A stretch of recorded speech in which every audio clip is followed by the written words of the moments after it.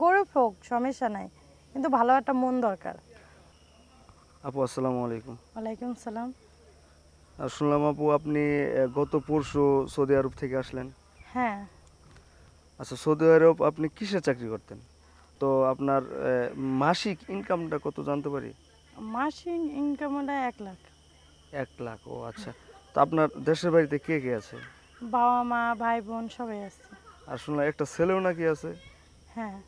আপনার হাজবেন্ডের কি হয়েছে? আপনার হাজবেন্ড আমার হাজবেন্ড চলে গেছে। চলে গেছে মানে? বুঝলাম না। আমাদের ডিভোর্স হয়ে গেছে। ডিভোর্স হয়ে গেছে? তখন কি আপনি দেশে ছিলেন না দেশের বাইরে ছিলেন? দেশেই ছিলাম। দেশে ছিলেন।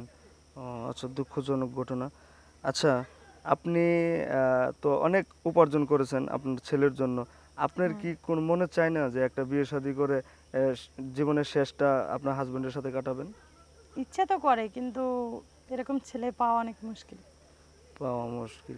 না, অনেকেই আছে, অনেক যেমন হাতের 5 আঙ্গুল এক সমান না, তেমন কিন্তু সব ছেলেরা এক না।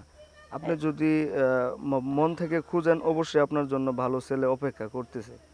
এটা ঠিক বলছেন, মন থেকে যদি চায় হলে পাবো, কিন্তু কি নিজের কাছে একটা ভয় লাগে, যেটা একটা ঘটনা ঘটে গেছে, আমার জামাইয়ের সাথে ডিভোর্স হয়েছে, যে কোনো একটা ঝামেলায়।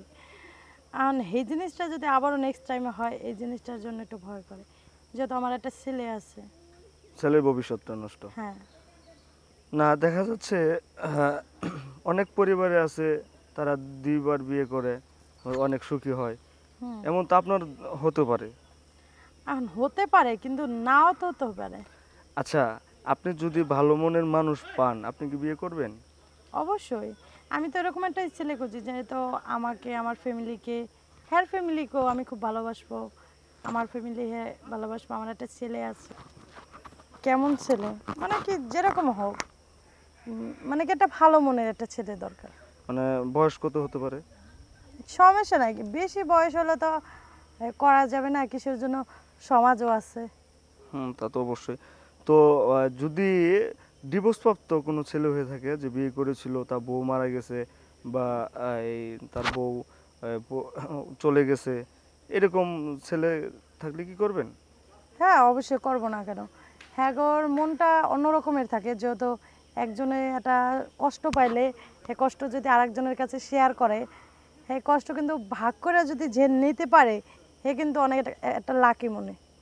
হ্যাঁকে খুব ভালোবাসে, কেয়ার করে। কইবে একটা চলে গেছে, নেক্সট টাইমে যদি এটা না যায়, সেই জন্য ওকে খুব কেয়ার করে।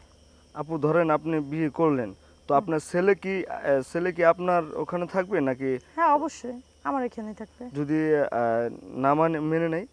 না মানলে তো হ্যার সাথে সম্ভব না। কিসের জন্য, আমার মাত্র একটা ছেলেই আছে, হ্যার জন্য আমি অনেক কিছুই করছি।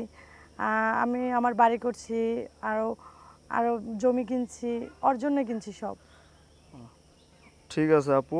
তো আমাদের এই চ্যানেল থেকে অনেকেই প্রবাসী আছে, যারা প্রবাস থেকে আসে বিয়ে করতে চায়, বা কেউ আছে অনেক গরিব, তারা সামর্থ্য নাই বিয়ে করার মতো খরচ চালানোর। তো ওরা আমাদের কাছে ফোন দিয়ে যোগাযোগ করে। আমি কি তাদের সাথে কথা বলবো আপনার বিষয়ে? অবশ্যই কথা বলতে পারেন, সমস্যা নাই। আমি গরিব হোক সমস্যা নাই, কিন্তু ভালো একটা মন দরকার। ঠিক আছে আপু। হ্যালো ভিউয়ার্স, আসসালামু আলাইকুম। তো আপনারা শুনতে পারলেন আপুটির কথা। কেউ যদি আপুর কথায় রাজি হয়ে থাকেন বা একমত প্রকাশ করেন, তো আমাদের সাথে যোগাযোগ করবেন।